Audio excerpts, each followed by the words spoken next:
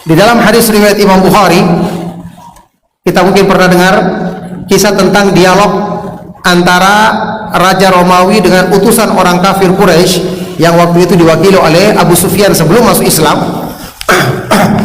Abu Sufyan radhiyallahu taala anhu, di antara pertanyaan yang ditanyakan oleh Raja Romawi Heraklius ini, Hirakal, yang dia mengetahui tentang ciri-ciri Nabi yang diutus dari kitab Injil asli yang dipelajarinya. Dia bertanya, wa hal yartaddu ahadun minhum sakhtatan lidinihi ba'da an dakhala fihi? Apakah ada di antara pengikut Nabi ini yang setelah masuk Islam dia murtad meninggalkan Islam karena benci kepada agama Islam ini? Maka dijawab oleh Abu Sufyan waktu itu, yang menjawab dengan jujur. Dia mengatakan, la, tidak ada yang murtad. Tidak ada seorang sahabat pun yang murtad. Sebesar itu cobaannya, tidak ada yang murtad. Yakni mereka benar-benar menjual dunianya untuk akhiratnya. Tidak ada yang mau menggantikan agama mereka. Padahal kita tahu bagaimana penderitaan yang mereka rasakan saat itu, bahkan diusir, dikeluarkan, harta mereka dirampas, dibunuh dan seterusnya. Ya, tidak ada. Maka dijawab oleh Heraklius ketika itu, alasannya apa? Kadzalikal imanu hina tukhalitu basyashatuhul qulub. Memang seperti itu gambaran iman ketika kemanisan iman itu telah merasuk dan bercampur di dalam hati manusia.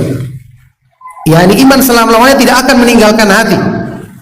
Selama-lamanya orang ini tidak akan meninggalkan agamanya kalau iman benar-benar sudah merasuk ke dalam hatinya. Dan ini yang dirasakan oleh para sahabat radhiyallahu taala anhum ajmain. Ya, makanya Allah menyebutkan mereka dalam Al-Qur'an apa? Walakinnallaha habbaba ilaikumul iman wa zayyanahu fi qulubikum wa karraha ilaikumul kufra wal fusuqa wal isyan. Akan tetapi Allah Subhanahu wa taala menjadikan kalian cinta kepada iman, menjadikan iman itu indah di dalam hatimu, serta menjadikan kalian benci kepada kekufuran, kefasikan dan perbuatan maksiat.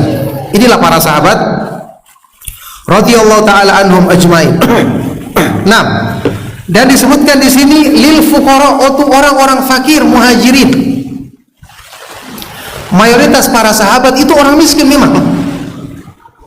Ya, di hadis ini disebutkan ayat ba'uhu du'afa'uhum am aghniya'uhum.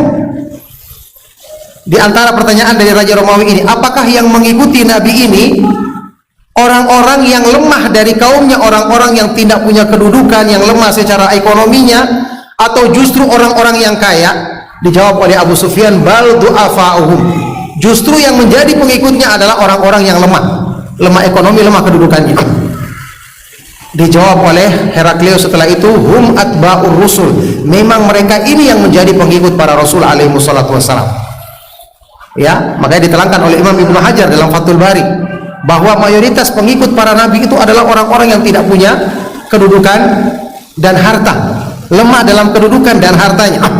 Kenapa? Orang-orang seperti ini tidak ada beban mengikuti kebenaran, tidak mikir-mikir kekuasaannya nanti berkurang, tidak mikir-mikir nanti hartanya akan jatuh, ya, tidak berpikir panjang mereka, ya, langsung mereka ikuti ajakan dan seruan para nabi dan para rasul alaihi wassalatu wassalam. Tentu saja ada orang-orang yang kaya, tetapi ini bukan sesuatu yang dominan di kalangan para sahabat radhiyallahu taala anhum ajmain. Makanya di sini kita harus perhatikan, ya, bahwa kondisi mungkin mayoritas kita setelah mengikuti kajian, banyak hal-hal yang harus kita tinggalkan dari penghasilan yang haram, banyak hal-hal yang dulu mungkin kita bisa dapatkan.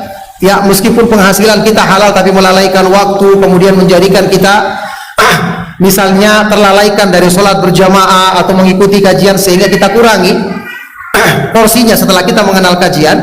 Maka ini merupakan bagian dari memang tuntutan iman dan tuntutan kebaikan sebagaimana yang ada pada para sahabat radhiyallahu taala anhum ajmain. Maka hal-hal yang seperti ini hendaknya tidak menjadikan kita berkecil hati, karena telah ada generasi terbaik umat ini yang ternyata mereka adalah mayoritas orang-orang yang lemah dari segi kedudukan dan harta duniawi. Baik.